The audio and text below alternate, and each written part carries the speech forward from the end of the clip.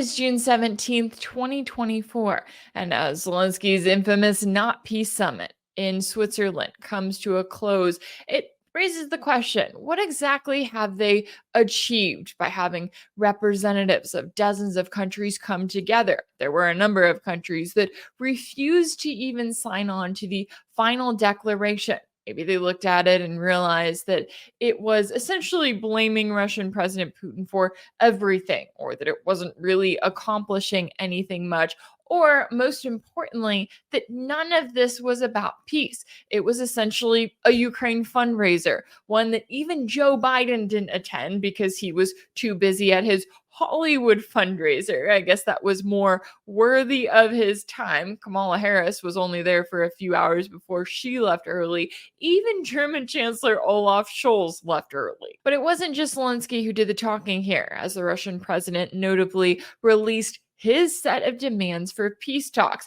And as we've heard from Putin, not just for the last several months, but for the last several years, everything has been incredibly consistent. He's saying, look, if you want to have peace talks, Ukraine needs to vow that it will never join NATO. They need to get Kiev's troops out of all of the regions that have voted to join Russia. And there needs to be an understanding that this is not just Kiev buying more time so that NATO can continue arming them. All of Putin's demands that we heard in the last few days have been demands that have been there for years now.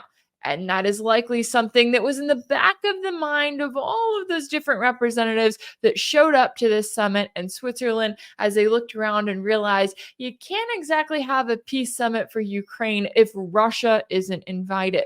We discussed all that and more earlier, so let's take a listen to that conversation now. Joining me now to discuss is international relations and security analyst Mark Sleboda. Mark, thanks so much for taking the time to join me today. Rachel, thanks for having me. It's always an honor and a pleasure to be on the show. It's always good to have you. Now, I want to get your take on, as we've been calling it, the Not Peace Summit that Zelensky hosted over the weekend. And just from the parts of the final agreement that have been reported on, it seems like it quickly turned into the blame Putin party, in which they basically blamed the Russian president for everything surrounding the current conflict. What is the point of this at this point? I mean, are they accomplishing anything here? So yeah, on the eve of Zelensky's big coming of age, not peace party, which he was struggling and begging to find attendees for. Joe Biden couldn't even come, so because he had a more important Hollywood fundraiser than Ukraine, evidently. So they got Kamala Harris instead, and a number of countries either refused to show up, like China, or sent a minor official, like India and South Africa and Brazil, in place. And several of those, for instance, India, they came for the photo op and the opening ceremonies and then refused to participate in any of the other farce that was going on the entire time. And that was it. They showed up. On the eve of that, however, Putin, you want to say bombed, photo bombed, I don't know, verbally bombed, mentally bombed Zelensky's Not Peace Party by a publicly broadcast speech to the Russian Foreign Ministry with all of the senior diplomats in attendance. And this is a format that Putin uses when making speeches that have extremely weighty foreign policy import, right? The last time he did this was in late 2021, when he basically announced the attempt to get security guarantees for Russia from NATO and promises that they wouldn't expand NATO into Ukraine or any further. And if not, what the repercussions would be, which, as they did refuse to provide them a few months later, it was Russia began the intervention in the Ukrainian civil conflict. So pretty important the last time they met, and I think that's meant to indicate the importance of his speech today. And as the entire purpose of Zelensky's Not Peace Party is to showcase and to push what he calls his peace formula, but is really an demand, an ultimatum for surrender, including withdrawing all troops and turning the people of the Donbass and Crimea and Kherson and Zaporozhye over to the tender mercies of Azov and Kraken and Centuria and Right Sector and all of the other Banderite fascists and neo-Nazis that the Kiev regime has under arms. That Russian military and political leaders should all face war crimes trials, that Russia should pay reparations, and that Zelensky would like a pretty little pink pony too, I think. None of those are going to happen. They're all coming from the losing side in the conflict, which makes them all the more childish and absurd. Russia uses the word unrealistic, but that's really doesn't do the absurdity of the situation justice.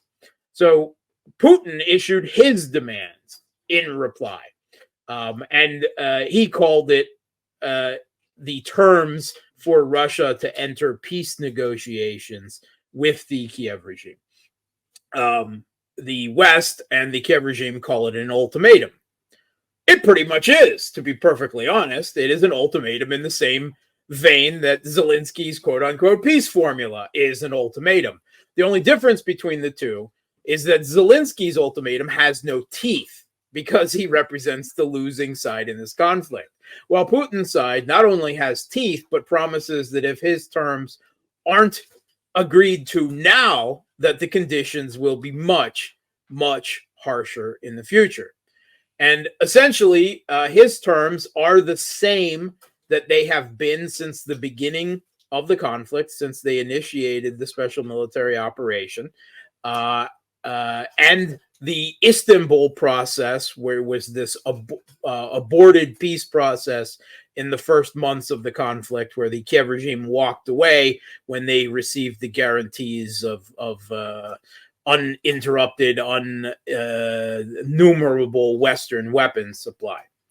And they include, of course, the demilitarization and the denazification or debanderization, I think that is a better term, of the Kiev regime, that Ukraine must return to the neutral status that its constitution had before the government was overthrown in the West-backed Maidan Putsch in 2014. And, of course, that they must not join NATO, that they must not try to develop nuclear weapons, that they have to withdraw all troops from the regions of the Donetsk, Lugansk, but also now Kherson and Zaporozhye as well, that they have all held referendums indicating their desire to get out of Dodge of Ukraine and join Russia, and that the Kiev regime must withdraw all of its troops from the administrative boundaries of those territories and total, and recognize that Russia, that they are part of Russia, and the West must drop all sanctions against Russia, and then there will be peace. Putin did promise that as soon as the verified withdrawal of the Kiev regime's troops from the aforementioned regions began, that a tentative ceasefire could take effect at that point. And then the negotiations to formalize all of this would begin. Of course, he was also perfectly frank in the speech that he in no way expected the Kiev regime or the West, who is the one really making the decisions here, to agree to these terms. But that he had to make once again, he felt compelled to make the attempt, and that they should seriously consider them because, quote unquote, Ukraine's existence, meaning its existence as an independent political entity, is at stake. And then after Putin's speech, we've since heard from one of a senior Russian official at the foreign ministry, and also the Russians' foreign intelligence chief, Sergei Narishkin, that the next such episode will not be peace negotiations, will not be terms for peace negotiations. They will simply present the terms for an unconditional surrender to the Kiev regime, right? Saying that this is it. You take this, and or if you don't take it, then there won't be another such opportunity for peace negotiations. So yeah, that's an ultimatum for an ultimatum. The Russian government was not invited to the Not Peace Party, and they were certainly going to make their ultimatum in response to Zelensky's known. And of course, that's all that anyone ended up talking about, I'm quite sure, off camera during this farce. And it was so important, of course, that not only did Joe Biden not go, Kamala Harris went in his place, but both Kamala Harris and Olaf Scholz left early. They didn't even stay for the whole thing. They were just there for the photo op, and then they left. So the final statement of this was a very watered down version of Zelensky's peace formula, his ultimatum, to try to get more countries to sign it. And all it really included was the idea that the vaguely expressed idea that Ukraine's territorial integrity is essential to peace, that children should be returned on both sides, that the Kiev regime should be given back control of the Zaporozhye nuclear power plant, and that there should be an all-for-all prisoner of war exchange. And that was really it. And they could only get 78 countries out of the 92 that said representatives to sign this. Numerous countries, important countries from the global south, the rest of the world, the real international community, the global majority, that did send someone to attend, even if not high ranking. Brazil, South Africa, India, but also Saudi Arabia, Mexico, others refused to sign it. Colombia walked out before the summit Colombia's representative walked out almost immediately and said, this isn't peace negotiations. This is a war rally for the Ukraine, for Ukraine. So that pretty accurate but bold statement there coming from Colombia. And then after those 78 signatories, two of them evidently thought better about it and called back and made sure that their signatures were then removed. Iraq and Jordan. They thought twice about it, and they're like, "Oh, who else signed? Oh, really? Hey, get Zelensky on the line. Yeah, sorry, we gotta cancel, right? So that was it was a farce overall. I'm absolutely amazed. I saw that NBC says there was agreement I guess an agreement of sorts, but that's really trying to sugarcoat and whitewash the farce that happened from what evidently Zelensky's expectations were, that somehow the world would all get behind him and demand that Russia stop and go away and leave his little Banderite fascist regime to fester and metastasize in the territory, and allow NATO to build up a powerful war platform there. And I don't know why he believed this, to be perfectly honest. But he was very upset that China, of course, did not even bother to show up, because that was a clear signal to the rest of the global South that many of them followed, that there was no reason to play ball and accede to U.S. demands to play along with this farce, and many of them didn't. Yeah, it's interesting to me, especially looking at what we know about that agreement, because you're going, okay, even if all of the countries in attendance sign on to this, what is that going to accomplish, right? They go to Russia and they say, hey, we signed this document. We're blaming you for all these things. We want you to do this, this, and this. Russia's going to say no. Oh, and we already laid out our demands, exactly as you were saying. For Putin to come out and to say, hey, if we want to have actual peace talks, which, as Saudi Arabia's foreign minister pointed out, you can't exactly have peace talks without Russia. And it's still amazing to me that all of these representatives from all of these countries did come together. And it's as if they showed up and looked around and they were like, oh, wait a second, this is the ridiculous summit meeting, whatever, that we have come together for. When it comes to Putin's decision to release those demands at the time that he did and to kind of command the conversation for the rest of the weekend, what do you think was behind that? Is that about calling Zelensky's bluff and showing Ukraine doesn't actually want peace talks? Is that about, at the same time, showing that Russia has been consistent, or is it a little bit of both? Yeah. So first of all, the content of the statement of Russia's preconditions for peace negotiations, if we want to say that, or ultimatum, if you want, because it's that too. They were very comprehensive, and they were buttressed with a very strong, logical, methodical construction of Russia's argument from the beginning through the aborted Istanbul peace process to today, to where the conflict will go afterwards if Russia's terms are not met.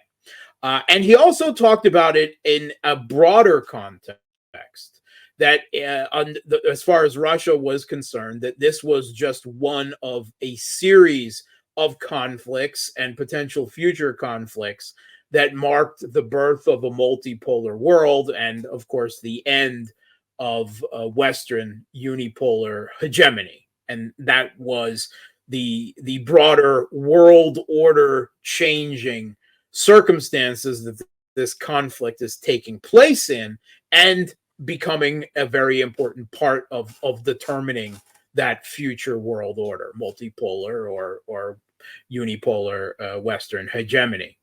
And he said that any true resolution of not just this conflict, but the entire new, it's not really a Cold War, but hot war that the world find itself in. If we want to call it a world war, I think we'll look back in history and see it that way someday.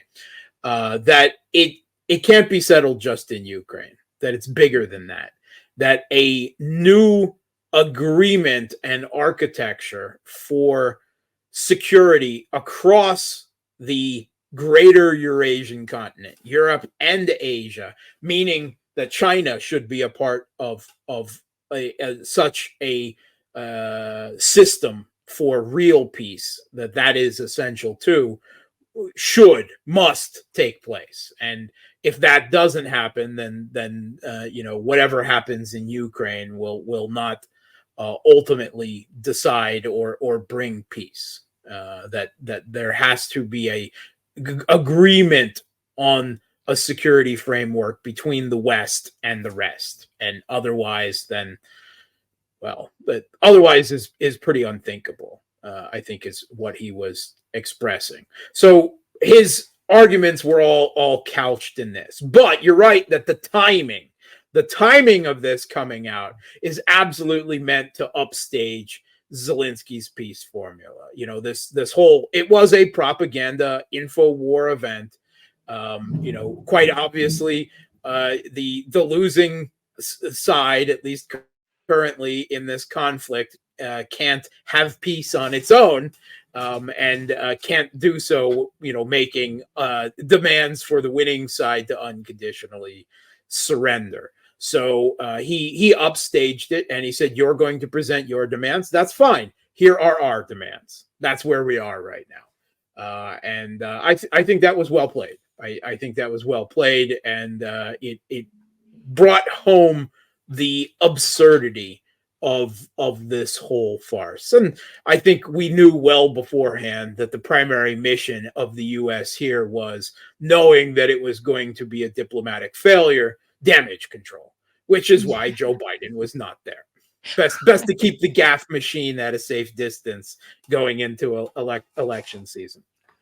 Yeah, and as they have Kamala Harris showing up for a few hours talking about, we want a just and lasting peace in Ukraine. And it's like, I don't think the US wants a just and lasting peace anywhere in this world, let alone in Ukraine, but she did her job. She, you know, She read the words that she was supposed. yeah. Which is something that Biden is not as good at doing. So there's that. Now, speaking of kind of this broader conflict and the awareness of it, I thought it was also interesting. You had NATO Secretary General Stoltenberg, who spoke out in an interview with the Daily Telegraph on Sunday, in which he said that alliance members are debating taking more nuclear weapons out of storage and putting them on standby mode amid tensions with Russia and China, claiming that NATO could soon face, quote, something that it has never faced before, and that is two nuclear powered potential adversaries. And I hear him say this, and I'm thinking, whose fault is that, right? If the US and NATO, if they're upset and concerned about Russia and China becoming adversaries, well, then maybe quit poking the bear and funding proxy wars all around the world. What do you make of his latest comments and what he had to say about this? Yeah, the Secretary General of NATO, Jens Stoltenberg, he was all over uh, this weekend, making himself quite the public spectacle and talking a lot of smack. First of all, right off the bat, as soon as Russia's Putin's terms, his preconditions for peace negotiations were issued, NATO, Jens Stoltenberg right away said that's unacceptable for Ukraine. He was speaking for Ukraine. Evidently, NATO already claimed that territory as theirs, and therefore he has the right to deny those terms for Ukraine. So then he also made his own nuclear saber rattling statements that NATO, meaning the U.S., because again, Jens Stoltenberg doesn't have nuclear weapons. NATO does not have nuclear weapons. NATO is a managerial framework. The US has nuclear weapons. France has nuclear weapons. The United Kingdom has nuclear weapons. The US has nuclear gravity bombs deployed at several places in Europe, Germany, the Netherlands, Denmark, Italy, Turkey, but they're not their own, and NATO doesn't have its own nuclear weapons any more than it has its own army. So again, him making statements like that is, I think, putting on airs above the reality of his position as the Secretary General of NATO. But I guess he was speaking ultimately for the United States in this regard. And one of the things, it's not only the conflict in Ukraine that this is in response to. This is a larger process that began quite a while ago and is ongoing and will most likely continue however the conflict in Ukraine ends.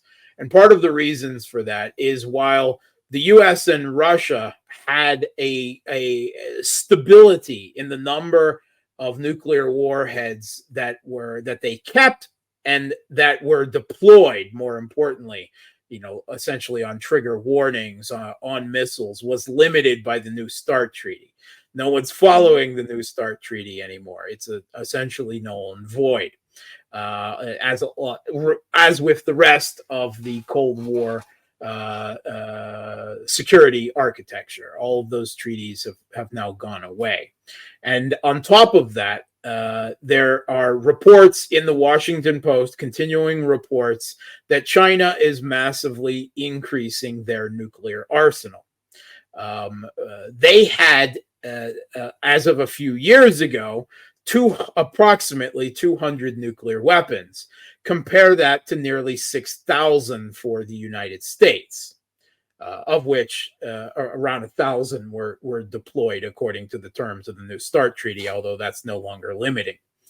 However, China began a process of increasing their nuclear arsenal, obviously feeling that their strategic deterrent was no longer large enough to deter the United States, particularly with advances in recent years in air defense and other measures. Air defense systems, THAAD, other systems that the U.S. had to shoot down ballistic missiles. And with the U.S. knocking down their door and placing military troops all over the Western Pacific on the other side of the world, China felt that they needed more strategic deterrent. The U.S. feels now that suddenly, somehow they feel it's for the first time that they have two nuclear armed adversaries, although that was technically true during the first Cold War.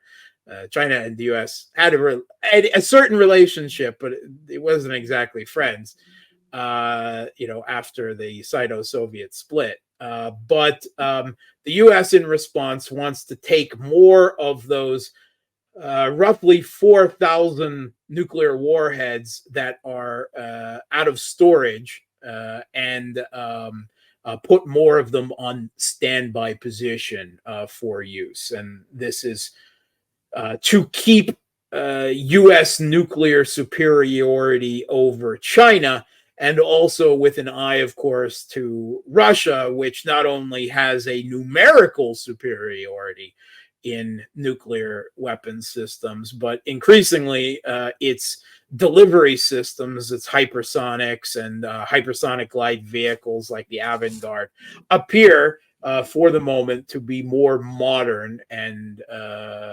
better suited to break through the opposition's air defenses than the U.S. has. So a more modern as well as a numerically superior nuclear force.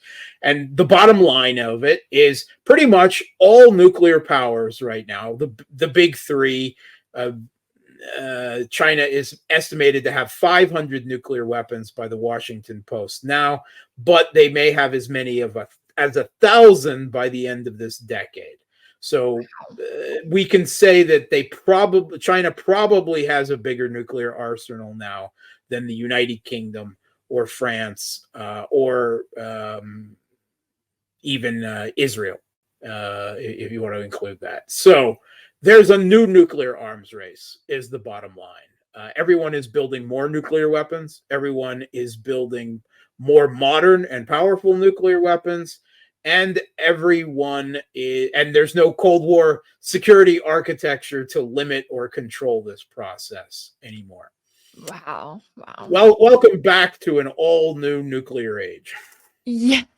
Yeah. Given the current tensions, it is more alarming than ever. I think it's safe to say that there is certainly a lot at stake here all around. And I really appreciate you taking the time to join me today to break down all of the latest here. International relations and security analyst Mark Sleboda, thank you so much for your time and insight. Thanks for having me. If anything in this video resonated with you, be sure to like it, share it with your friends, leave a comment. And as always, don't forget to subscribe. And if you want to keep up with all of my work, make sure that you're subscribed to my page on Substack. That's rachelblevins.substack.com. If you want to support my work, you can also check out my page on Patreon. That's patreon.com/rachelblevins. That's where you can sign up as a monthly paid subscriber and join the community there. As always, thank you all so much for all of your support, and I'll see you next time.